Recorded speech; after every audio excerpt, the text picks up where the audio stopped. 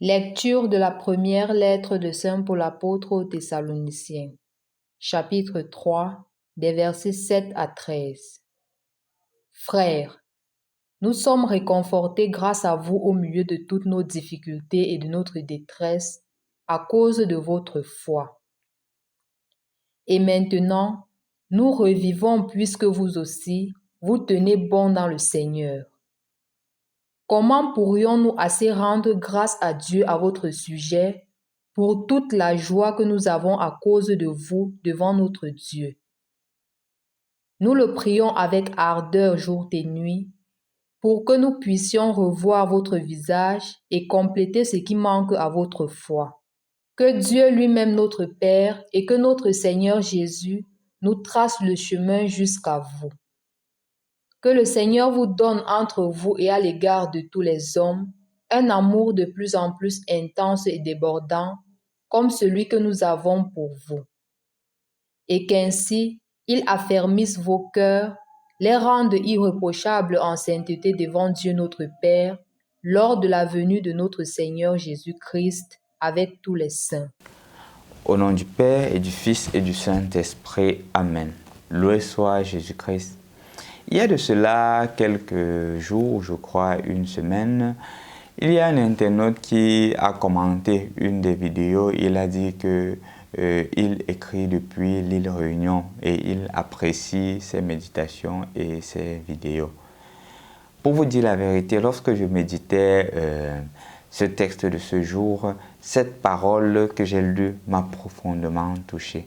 Et je me suis dit à un certain moment que le Seigneur est en train de me demander de parler de cette première phrase de Saint Paul.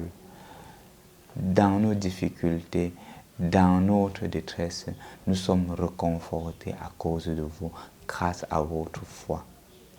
En effet, Saint Paul, dans la première lecture d'aujourd'hui, est en train de faire comprendre au peuple thessalonique que leur voyant être affermis dans la foi, leur voyant être convaincus dans l'amour que Jésus leur a donné, dans le vécu de la parole de Dieu, leur donne des raisons d'espérer, leur donne des raisons de croire davantage que leur mission n'est pas vaine, leur donne davantage la force d'aller de l'avant malgré les difficultés.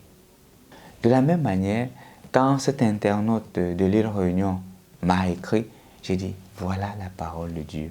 C'était comme un réconfort pour moi de dire, tu vois, même de l'autre côté du continent, les gens écoutent cette parole et cela touche leur vie, cela les transforme, cela ne les laisse pas indifférents.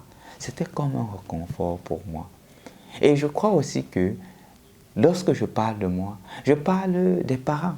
Je parle des chefs d'entreprise, je parle des aînés, je parle des personnes qui se dédient pour l'annonce de l'Évangile, qui se dédient pour les autres. Et de cette même manière, ils sont réconfortés lorsqu'ils sentent que ce qu'ils sont en train de faire porte du fruit. Exemple concret. Quand je rentre, par exemple, il y a de cela quelque temps, je vois des parents qui sont derrière des camionnettes, sur la pluie, en train de rentrer du travail. Et je leur regarde et je dis, ils sont sortis ainsi parce qu'ils veulent nourrir leurs enfants, ils veulent nourrir leur famille.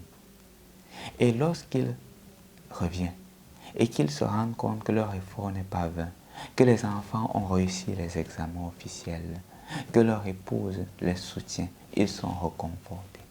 Malgré cette souffrance, ils continuent à aller au travail parce qu'ils sentent que leur effort n'est pas vain. Ils sont réconfortés. Les enfants sont réconfortés quand ils voient que, justement, le papa encourage leur effort. Le papa ne leur critique pas d'abord. Le papa dit, mon fils va de l'avant.